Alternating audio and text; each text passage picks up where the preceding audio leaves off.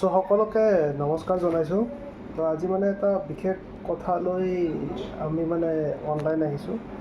তো বহুত ল'ৰা বহুত ছোৱালীৰ পৰা এনেকৈ কুৱেৰি আহি থাকে যে তেওঁলোকে গ্ৰেজুৱেশ্যন কৰি আহিছে, কিবা এটা কাম কৰিব বিচাৰে, নিজৰ কেৰিয়াৰ বনাবলৈ বিচাৰে। তো বৰ্তমান যিটো দেশৰ পৰিস্থিতি, তো বেছিভাগ কোম্পানীয়ে কি কৰি আছে যে যিমান পাৰি সিমান কম মেন পাৱাৰতে কাম কৰাব চাই আছে। ছাপ'জ আগতে যদি এনেকুৱা কৰিছিলে যে 10,000 চেলাৰী দি দুজন ল'ৰা ৰাখিছিলে, তো তাতে এতিয়া 15,000 দি এজনকে ৰাখিব আৰু সেইজনৰ পৰা কাম কৰিব আৰু এজনক যাব দিব। তো এইটো পলিচি এটা যিকোনো ফাইনেন্সিয়েল ইনষ্টিটিউট হওক, বেংক হওক, বেলেগ MNC হওক বা যিকোনো কোম্পানীৰে হওক, তো এইটো প্ৰচেছ বৰ্তমান কোম্পানীবিলাকে ফ'ল' কৰা দেখা পোৱা গৈছে।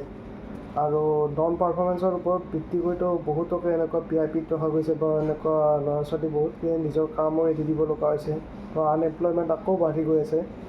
তো মই ৰিকুৱেষ্ট কৰোঁ, মোৰ তাতে ভালেখিনি আহে ল'ৰা ছোৱালী CV আহে, বহুতে কাম বিচাৰি আহে। তো মই যিমানখিনি পাৰোঁ চবকে য'ত নহয় কিবা এটা কৰি দিয়াৰ কাৰণে চেষ্টা কৰোঁ, অলৰেডি কৰি দিছোঁও। তো কথা হ'ল কি, এতিয়া আপোনালোকে যদি কিবা এটা কাম কৰি আছে, কিবা এটা কামত পাৰফৰ্মেঞ্চ কৰিব পৰা নাই বা কৰি আছে, তো মই ৰিকুৱেষ্ট কৰোঁ যে আপোনালোকে জবটো ছুইচ নকৰিব এতিয়াতে। জবটো ছুইচ নকৰিব আৰু যি কৰি আছে তাতে ভালকৈ পাৰফৰ্মেঞ্চ দিয়াৰ কাৰণে চেষ্টা কৰক, কষ্ট কৰক। কাৰণ জবৰ ক্ৰাইচিছ, সাংঘাতিক জবৰ ক্ৰাইচিছ হৈ আছে এতিয়া, বিশেষকৈ প্ৰাইভেট ছেক্টৰত।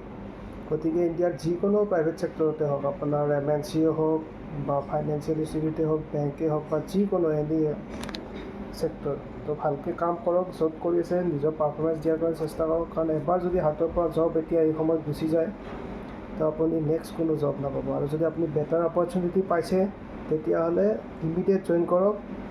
যদি আপোনাৰ ছুইচ কৰাৰ প্লেন চলি আছে বা বেটাৰ অপৰচুনিটিৰ কাৰণে বেলেগ কোম্পানীত যাবৰ কাৰণে চেষ্টা কৰিছে, তো ছুইচ কৰক ইমিডিয়েট। কাৰণ এতিয়া যদি আপুনি জবৰ লগত আপুনি কম্প্ৰমাইজ কৰিব যায় বা আপুনি পাৰফৰ্মেঞ্চ নকৰে, এনেকৈ হয়তো চলি আছে, ইমান দিন চলিয়ে যাব আৰু। তো সেনেকৈ হ'লে নচলিব, বিশেষকৈ বেংকত। তো আপোনালোকে যদি বিচাৰিছে যে আপোনাৰ চাকৰিটো সুৰক্ষিত থাকক, আপোনাৰ ডিপেণ্ডেণ্ট যিখিনি আছে ঘৰত, চবে আপোনাৰ ওপৰতে ভৰসা কৰি চলি আছে, তেওঁলোকেও ভালকৈ থাকক, তো তেতিয়াহ'লে আপুনি পাৰফৰ্ম কৰা আৰম্ভ কৰক আৰু জব ছুইচ নকৰিব। এতিয়া এইখিনি সময়ত জব ছুইচ কৰা সময় একেবাৰে নহয়। কিবা হেল্প লাগিলে, ছাপৰ্ট লাগিলে আমাক ক'ব, আমি সদায় আছোঁ আপোনালোকৰ লগত। তো মই ভালেকেইজন ল'ৰা ছোৱালীক তেনেকুৱা অপৰচুনিটি দিয়াৰ চেষ্টা কৰিছোঁ। আমাৰ গোটেই এটা টিমেই আছে, আমি গোটেইখিনি সহায় কৰিছোঁ।